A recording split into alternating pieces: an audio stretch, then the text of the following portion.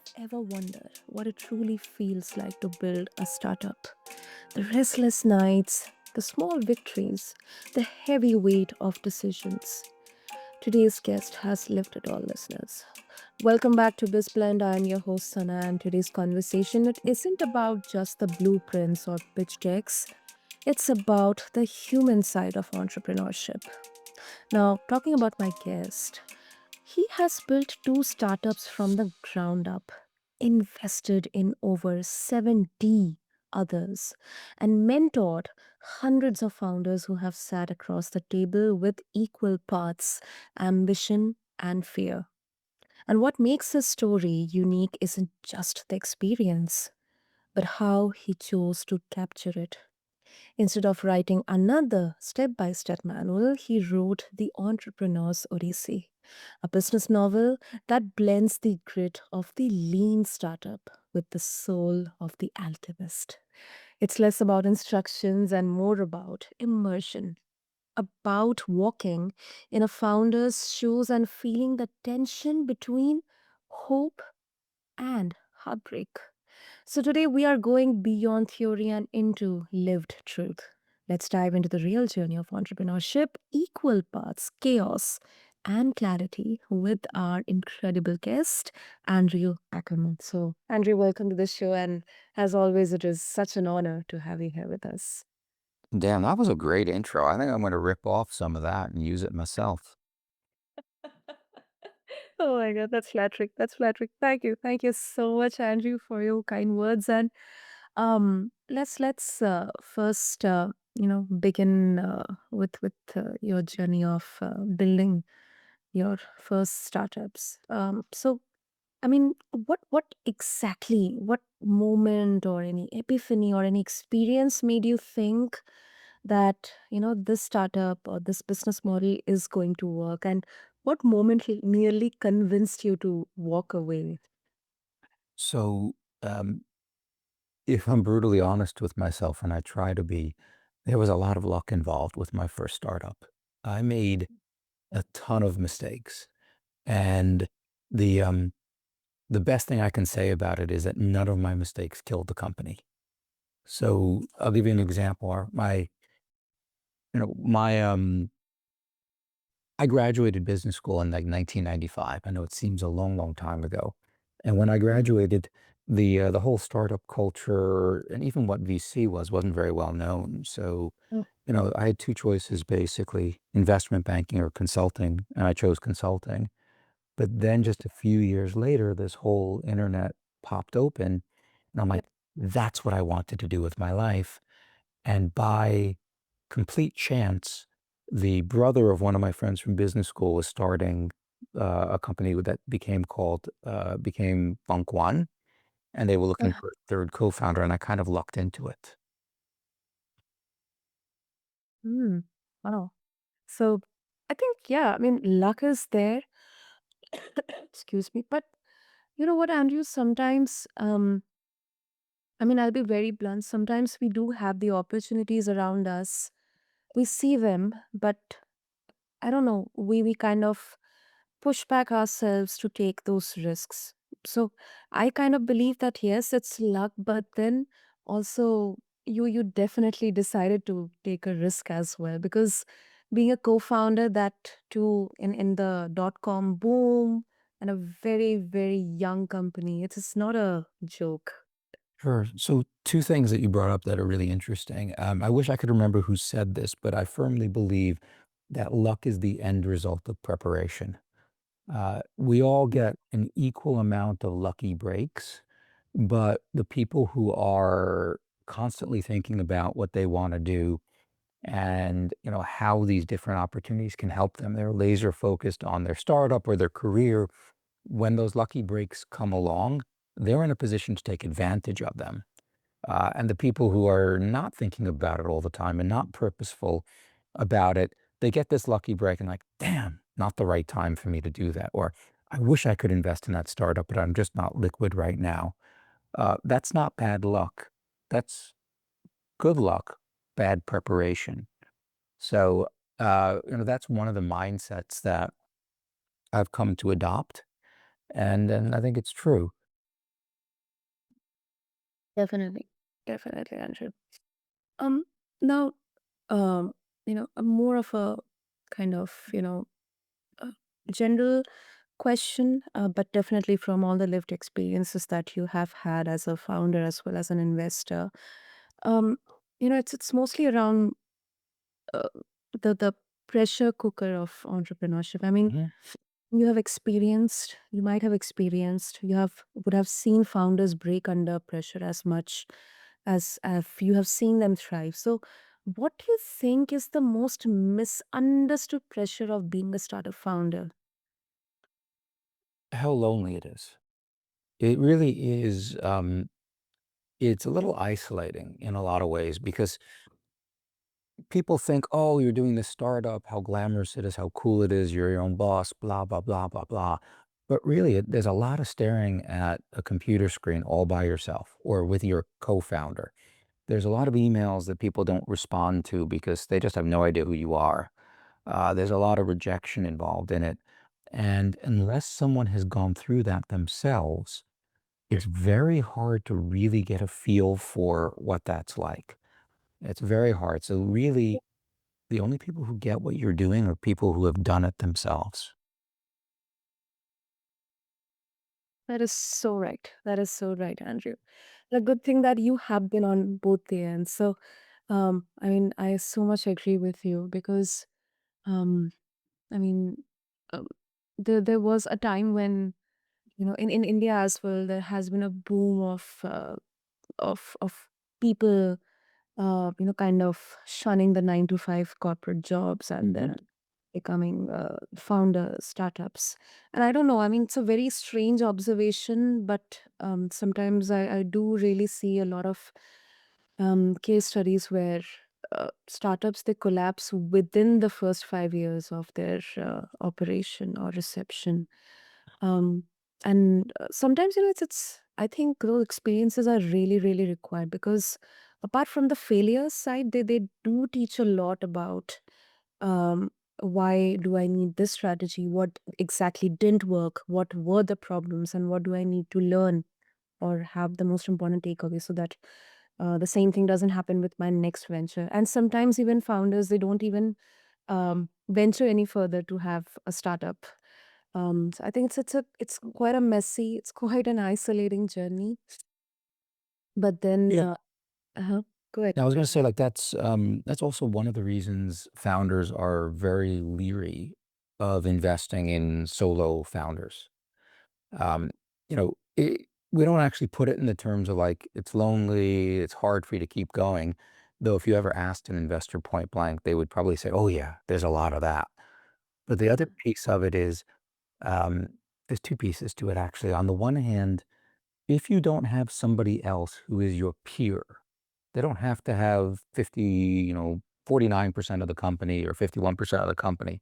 But if you don't have Mhm. somebody else who is also a meaningful owner in the company that is your equal in decision making, that you have to say out loud to them and justify, I think we should do this because you actually haven't play tested that out loud. It sounds great in your head, but until you actually have to put it in front of someone else and they push back and they challenge you in a good way, uh, you're not really making the best decisions. Having a second person at the table, in addition to the moral support, it also makes your decisions better.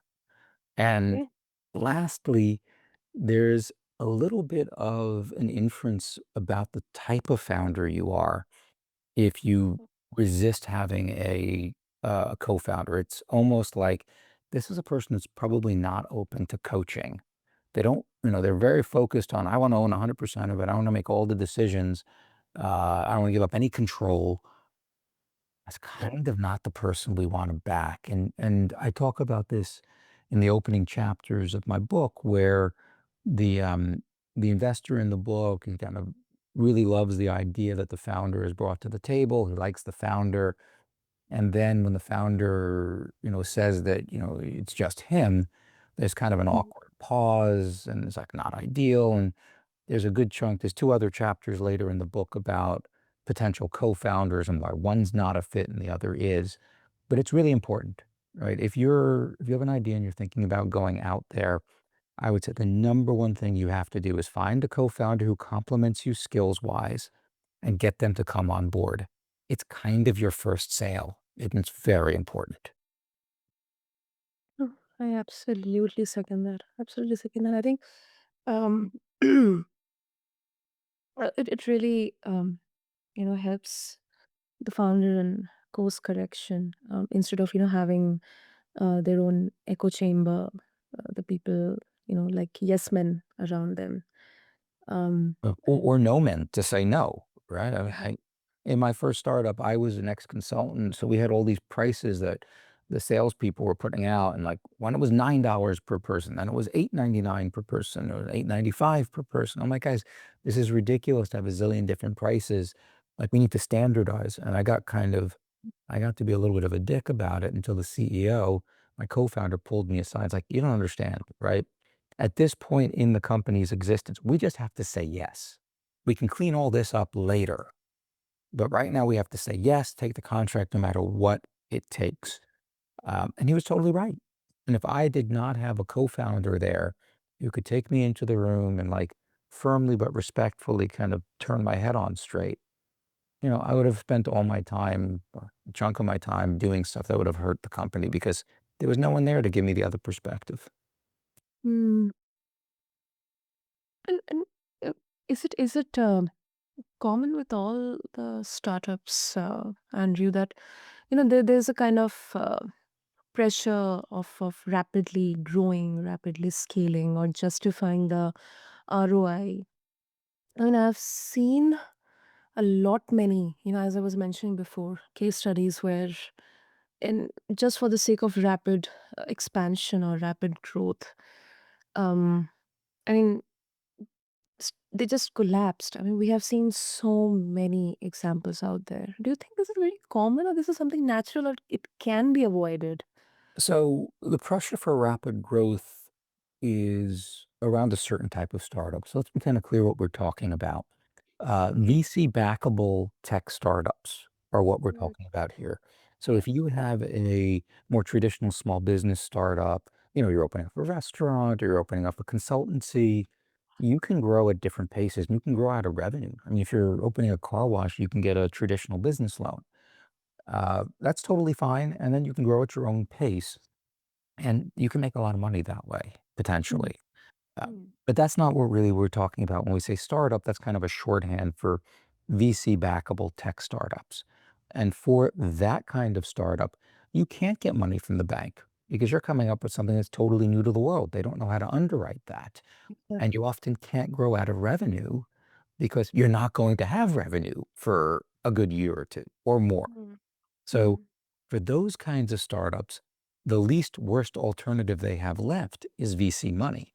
Now, if you're looking for VC money, a venture capital firm, we have these kind of time constraints around our investment. So we're making very risky investments. And to justify to our investors that they should invest with us, we have to go for much higher ROIs, rates of return on investments, than say somebody who's investing in a relatively low risk business like a dry cleaner. So in order to justify or to get to those rates of return, the mhm, startup has to grow at a certain pace and has to have the potential to be $1 billion plus business. mm. And you don't get there without rapid growth, and you don't get there without a massive potential market size. So Yeah. if you're that kind of tech startup and you want to raise VC money, you have to be prepared. You have to be that kind of upside, and you have to be prepared for that kind of pressure and that kind of ability to scale. That's just the nature of the business for this type of startup. Mm, definitely, definitely, yeah. Now, I would like to shift a bit into the more emotional part of being a founder. I mean, it's a bit of a personal question, Andrew. What did being a founder cost you personally? Like relationships, health, or peace of mind? So my first time around, it cost me more money than anything else to start with. There was a period of time where we were utterly without salary. but that was when, I was single or, newly married. I think I just had, at one point, I had my first kid during that first startup. When the babies are young, they're not that expensive. So it was Mm. actually, I didn't, other than stress, and in particular stress about, when am I going to exit this thing? What's the end game for this? I didn't really suffer that much, to be clear. The second time around, there was founder drama that ultimately doomed the startup. We ended up actually in lawsuits. There was, quite a bit of stress and hard feelings about that. And for a while there, I had to do all this, and I couldn't comment on it publicly because, we were still in litigation. So Mm. it was it was a very isolating time, and very few people I could talk to outside of, my wife and a couple of trusted advisors. That was a pretty stressful time, but fortunately, it wasn't a very long period in time. Hmm.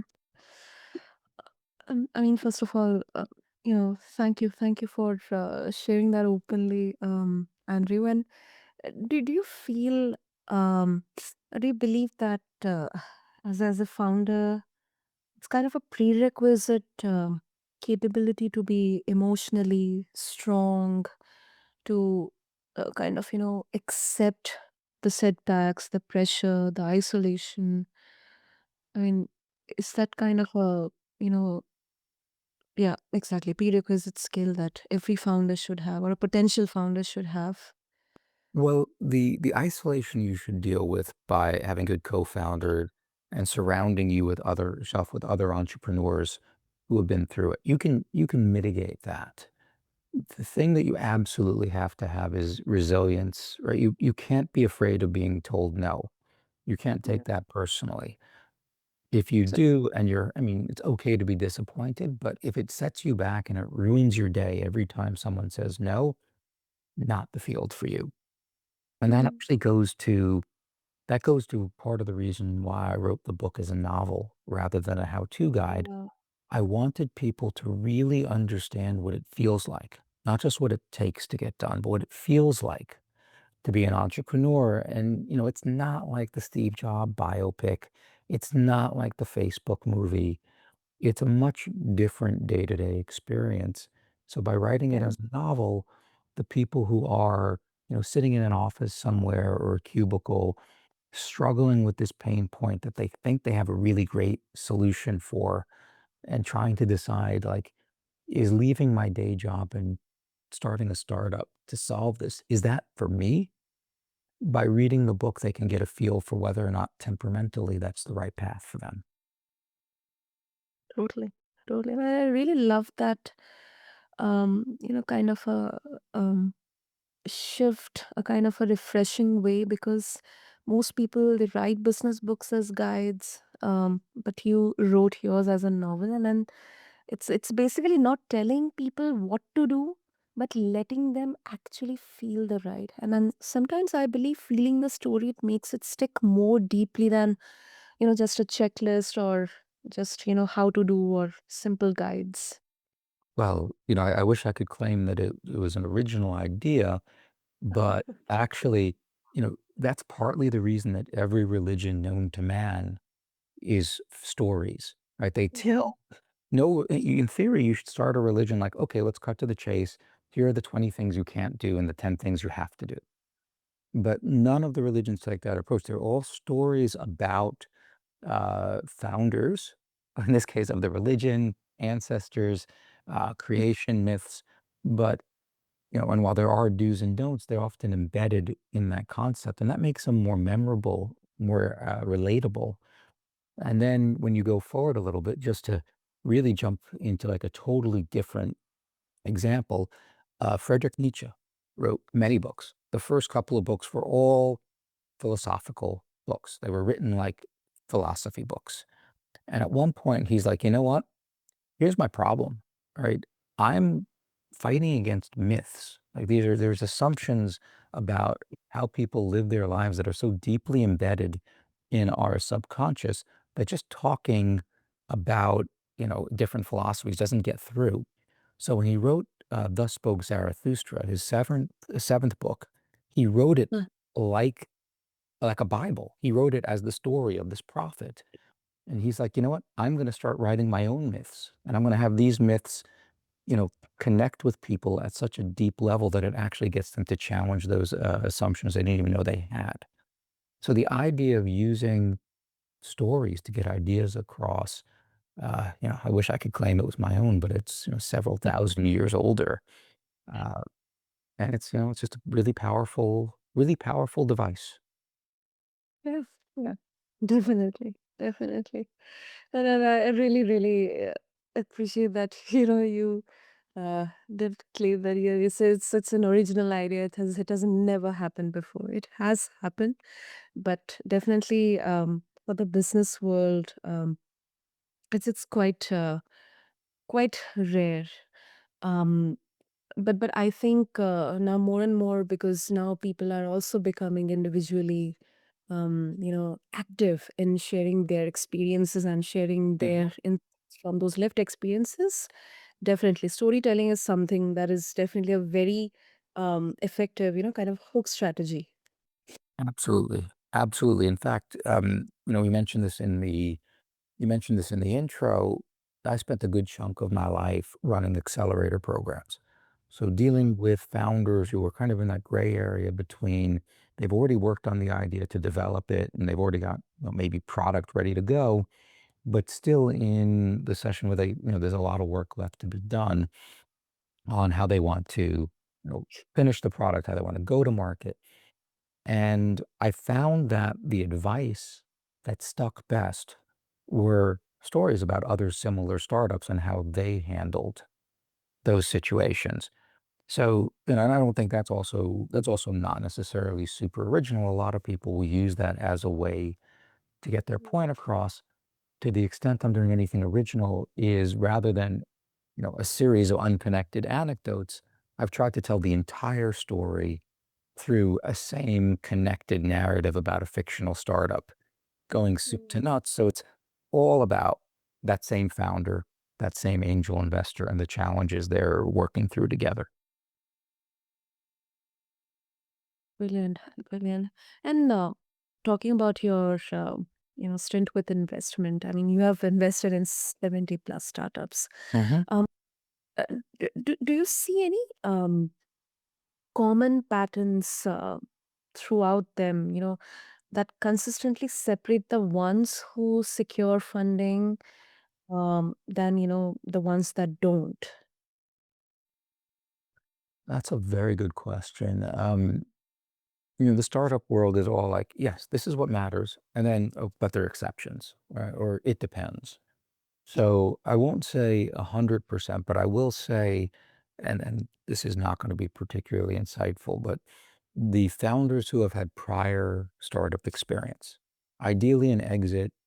If not an exit, they founded something, they learned a lot. And if not, they founded something, they were a relatively early employee at a startup. They do better.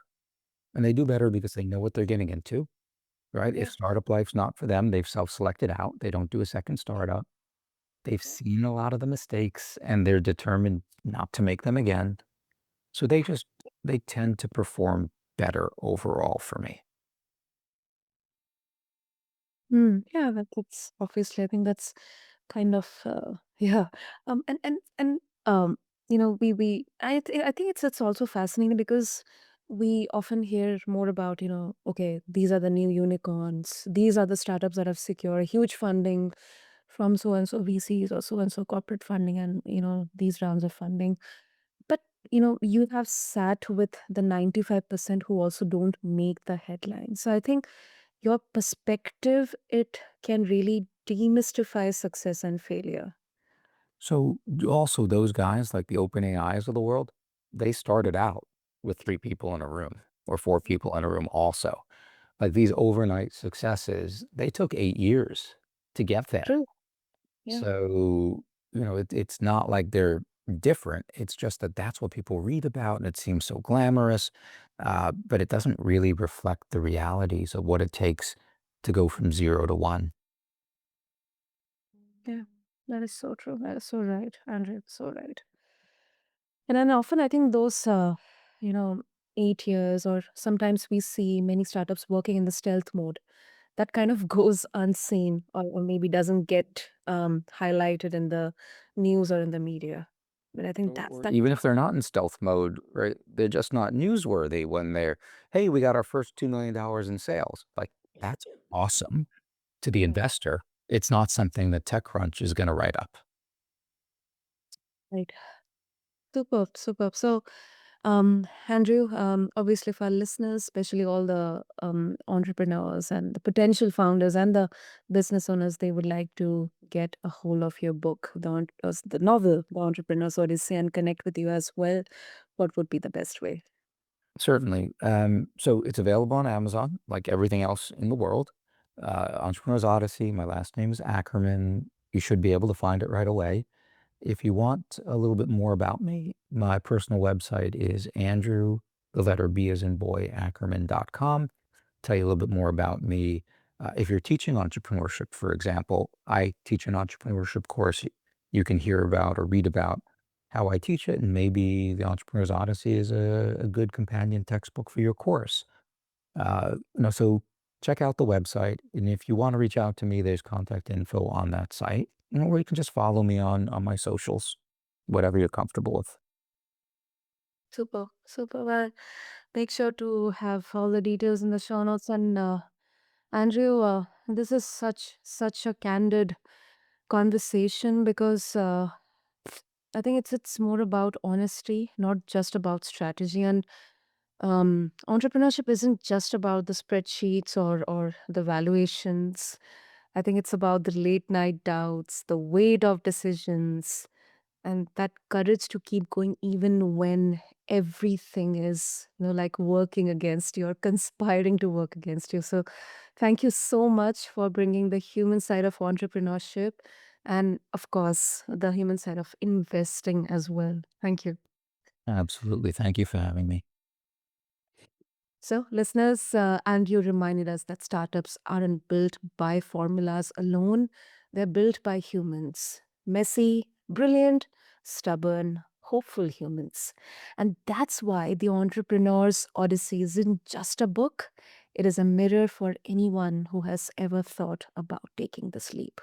So, if this episode resonated with you, share it with a founder friend who might need to hear it today. And remember that building a business isn't about playing the hero or the heroine, it's about staying human. Until next time, I'm Sana, and this has been BizBlend. Thank you.